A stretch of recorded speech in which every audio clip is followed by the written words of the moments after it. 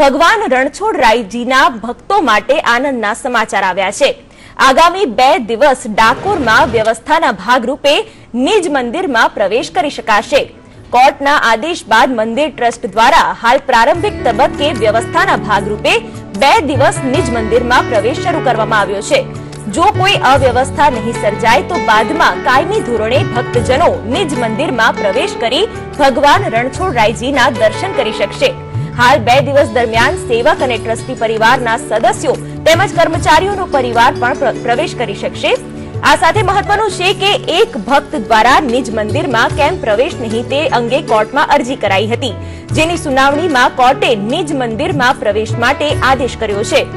1985 થી મંદિર ટ્રસ્ટ દ્વારા નિજ મંદિરમાં પ્રવેશ માટે પ્રવેશબંધી ફરમાવાઈ હતી। ત્યારથી સેવક સિવાય કોઈને નિજ મંદિરમાં પ્રવેશ પર પ્રતિબંધ હતો। જો હવે અવ્યવસ્થા નહીં સર્જાય તો ભક્તોને કાયમી ધોરણે કાળિયા ઠાકોરના નજીકથી દર્શન કરી શકાશે।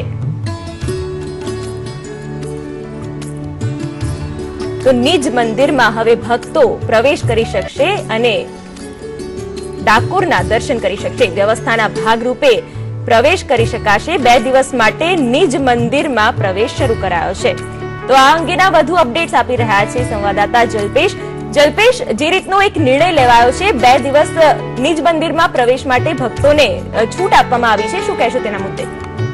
જરૂર શિવાની, જાણવા મળે છે કે 1985 માં નિજ મંદિર પ્રવેશ સદંતર રીતે બંધ કરી દેવામાં આવ્યો હતો, જેમાં વૈષ્ણવોની લાગણી ઘણી ડૂબાઈ હતી।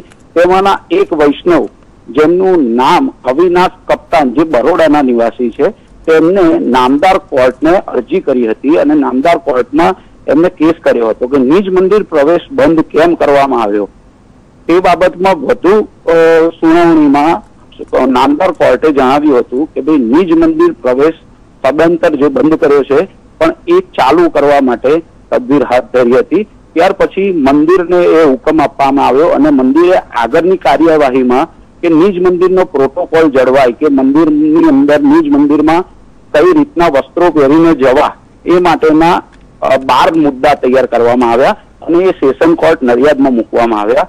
સેશન કોર્ટે હજુ એ ચુકાદો આપતા જ અત્યારે મોકડ્રીલ તરીકે નિજ મંદિર પ્રવેશમાં ફક્ત આવતીકાલે એટલે કે 31મી તારીખ અને 1લી તારીખે સેવક આગેવાન, સેવક ટ્રસ્ટી, પછી છે અહીંયા આગળ કામ કરતા કર્મચારીગણ અને સંપૂર્ણ પરિવાર એમનો નિજ મંદિરમાં મોકડ્રીલ તરીકે દર્શન કરી શકશે, જેથી કરીને મંદિરને આગળની કઈ વ્યવસ્થા થવી એ જાણવા મળે। શિવાની જી જલ્પેશ, આભાર તમામ અપડેટ્સ બદલ। તો 2 દિવસ માટે નિજ મંદિરમાં પ્રવેશ શરૂ કરવામાં આવ્યો છે અને જો વ્યવસ્થા જળવાશે તો કાયમી ધોરણે કાળિયા ઠાકોરના દર્શન માટે આ વ્યવસ્થા ચાલુ રાખવામાં આવશે।